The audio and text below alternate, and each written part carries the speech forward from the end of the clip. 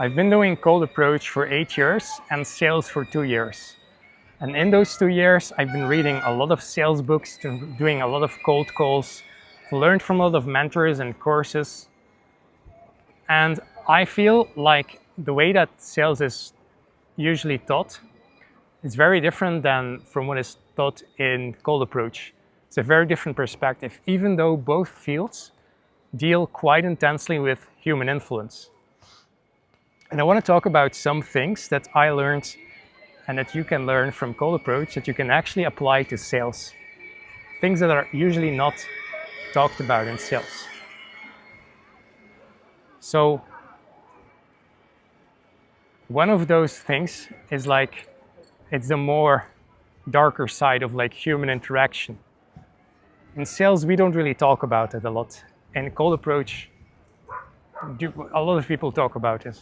So things like negging, things like status dynamics, things like rejection, things like power dynamics, things like setting boundaries, dominance, leadership, and things like that. Right? So this is like the darker side of like human interaction, and it's a little bit difficult and sensitive to talk about these topics because it's easy to take that in the wrong direction. But at the same time, like this is what is kind of like shadow work in a way, right? If you only focus like on the light aspect of human interaction, sure, you're gonna make a lot of progress that way. And it's probably, to be honest, probably the best side to focus on. But if you don't acknowledge the other side, then you're gonna come across some situations where you're probably not being the best version to yourself or even other people.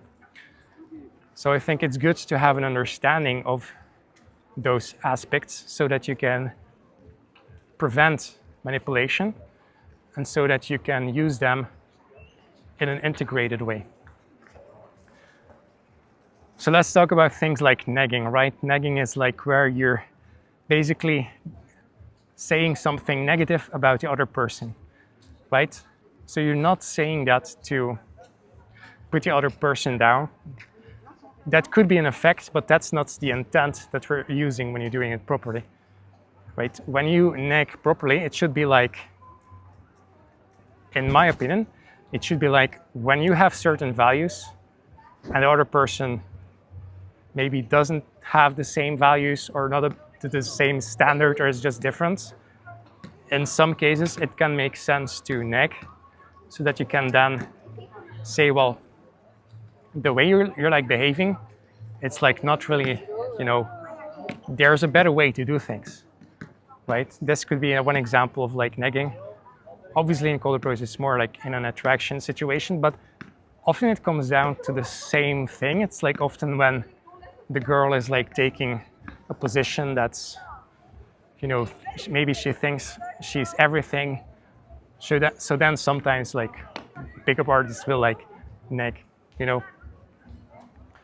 But there's obviously a fine line on how you can use this right. And, you don't want to use this the wrong way. Other things are things like status dynamics. So this is like, a lot of people do all these things, by the way, like everyone does these things, but most people do them unconsciously. And like they're not aware of these things and they can't talk about it because it's a sensitive thing. So the thing is, like with status, most of the time I think personally that doesn't really matter, but like there are some situations where I think it does matter. For example, if you're like someone who is like let's say two people, like someone who is very successful and knowledgeable and someone else who is maybe new at a certain topic. So that one person could like talk to the person who is more successful in like a denigrating way, then it might be good to remind the other person of like the status, because that first of all is probably not very respectful, and secondly, you have the status, like you're legit an expert. So if he's not respecting that, then he's not, not only being offensive, but secondly, it's probably not good for him either, because he could actually learn from that. So I like these things, like a little bit, like I said, always, like there's like a fine line, but that doesn't mean that, we should ignore them. That's my opinion. So also things like dominance, boundaries, and leadership are like very important, but also things that can often go like in the wrong direction. These are to do these things well, it like takes like a lot of like understanding.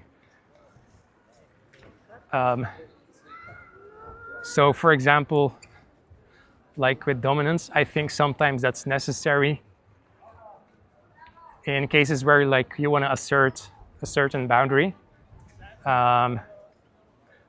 When someone is being maybe disrespectful to you or someone in the group, then you could try to educate that person, and that's probably the best long-term approach.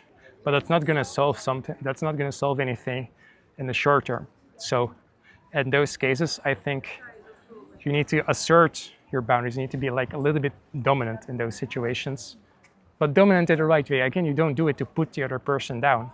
You do it to assert a boundary, to be helpful, to do good in the world. Basically, that's the way that you can use them properly. With leadership, same thing. And really, like, those are like things you use to be able to assert those boundaries. You sometimes need a little bit of aggression to be able to do that. And like the other side to it is that if you have an understanding of how these things work, then you can also prevent manipulation a lot better. So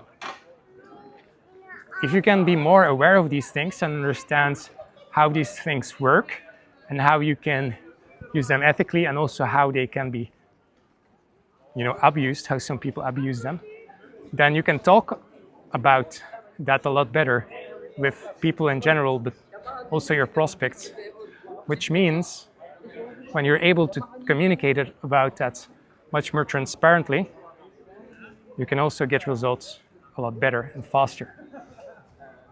So this is one topic that I think shouldn't be focused on, but I think it's good to understand and be aware of those things.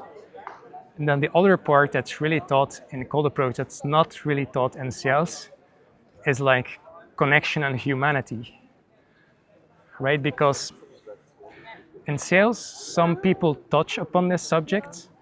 So it's like, we want to make a connection, we want to be present.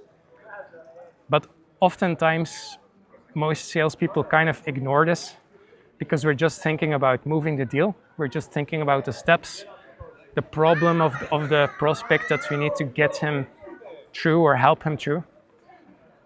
Most salespeople are just thinking about moving him across the line and moving the deal in the right direction. But because cold approach has such a different intent than sales, the intent of cold approach is to connect. It is to have a meaningful experience with the other person. That means also the focus is a lot more on that. And so I think when you do, there's a reason, of course, why cold approach focuses on that, because that's the goal, and the goal in sales is different. So I think, there's a good reason why sales doesn't talk about it as much as cold approach, but I still think it can give you a real serious benefit if you understand how to connect with your prospects in a human way. So this means that you can actually make connections with them, and then they can see you as a person that they can respect, that they can, actually feel somewhat similar to, as opposed to someone who's just maybe also trying to be helpful, but maybe not being as personal with them than as what you would learn in cold approach. So I'm trying to think of like, well, how can I teach you how to do that?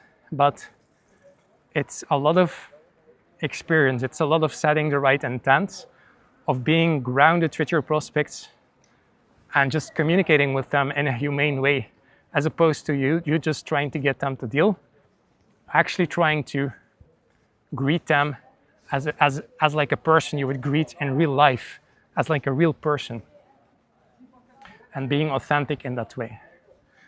So those are things that I learned from Cold Approach, and that you can also learn from Cold Approach, that will also help you a lot in sales. This is my take on it. I hope you found that interesting or helpful.